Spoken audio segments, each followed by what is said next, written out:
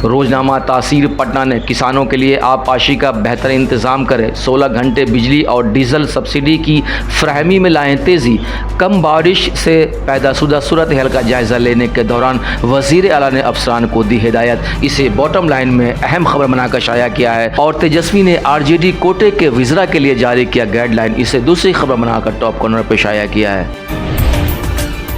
रोजनामा कश्मीर उज़्मा ने तलाश ऐप के जरिए 80,000 बच्चों की निशानदही, तालीमी इदारे आगाही के लिए मराकज़, आओ स्कूल चले मुहिम के तहत 1 साल में 1.65 लाख बच्चों का दाखिला। इसे पहली खबर बनाकर नुमाया करके शाया किया है और सिर्फ 18 साल के नए वोटर्स रजिस्टर्ड होंगे। 25 लाख राय दहिंदगान के इजाफे की कोई हकीकत नहीं हुकूमत। इसे दूसरी खबर बनाया है। बस अब तक के लिए इतना ही, फिर एक नई अपडेट के साथ आपकी खिदमत में हाजिर होंगे।